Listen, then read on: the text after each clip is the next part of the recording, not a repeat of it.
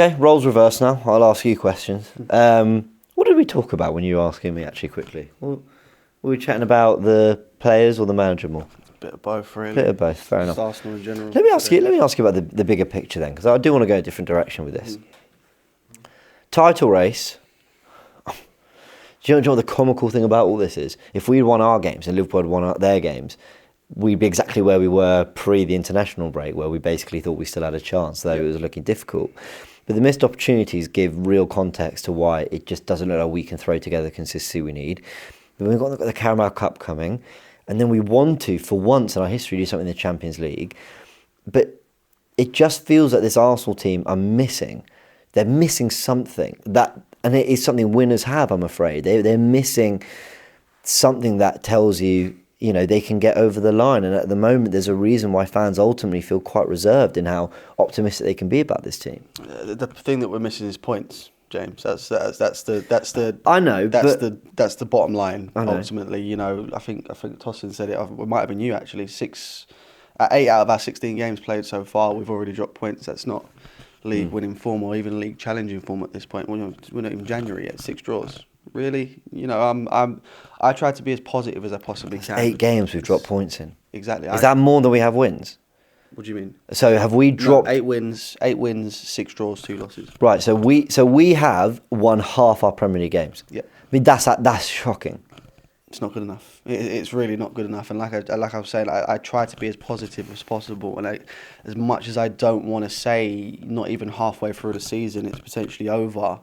I'm running out of room at this point. You can only have so much room forever before you're out of that race. And it's that the line is so thin right now. It's paper thin.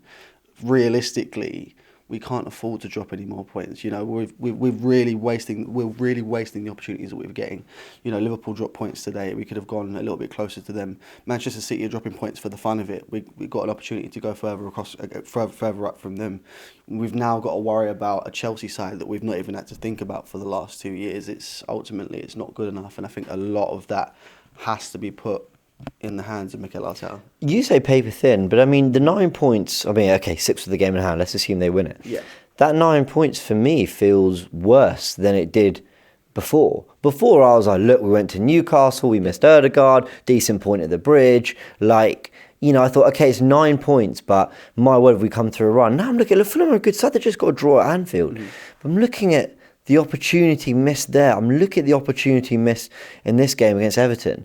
We haven't scored a goal from open play since West Ham in the Premier League.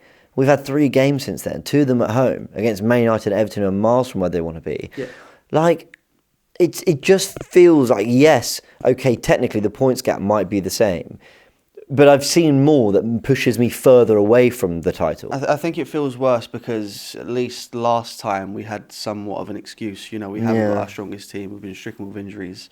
That was close to a full-strength team. You can say whatever you want about Miles Lewis-Skelly, who I actually believe was our man of the match today. An 18-year-old was showing up most of the players that we had on the pitch today. He says he showed more personality than most. Absolutely. So the fact that we've got a full-strength team and to now be 9 points behind, potentially, again, like you said, 6 points, assuming they win that game in hand, it's not acceptable. We're a team that for the last 2 years has been in a title race, and we want to stay in that position, and we're not going to do it playing the way we're playing at the moment. It's just not good enough, James. That's the bottom line of it, really. Yeah. Is January going to be? You're the only person I actually asked this to. Go on. Is January going to be an opportunity to do something? Do you think? I hate using not opportunity. Are we going to be forced? Are we going to be forced to do something in January because things have got so bad? And and I'm talking significant reinforcements. I mean, and can you do that in January? We've seen it before. I don't want to use that as an excuse, but it's a notoriously more difficult market to do that kind of business in. So what are we going to see from Arsenal to try and address this after all the other games we still have to play this month? Have the last few Januaries filled you with any sort of confidence? Apart from 22-23 when we signed Jorginho, Kivior, Trossard, I was like, fair play. You lot have tried to do something and you missed out Mudryk or whatever. But yeah, basically, Arteta in the January window isn't a thing. Absolutely. And the problem is the changes that we needed, we're not going to get those kind of transfers in the January transfer window. It takes a miracle.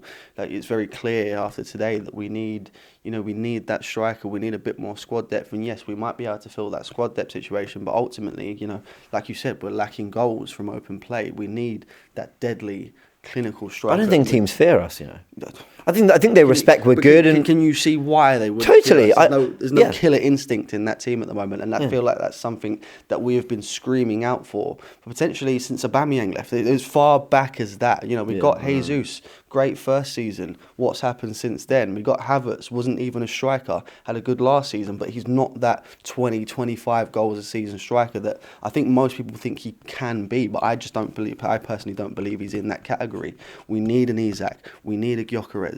We need, you know, a 20 to 30 goal season striker at this club, or at least player in that front. Exactly. And Saka's doing his best to try pull his weight. We can only rely on someone so much. It only takes a Saka injury before we've got a massive crisis up front. And you know, what's he contributed to this season? What, 19, 20 goals already?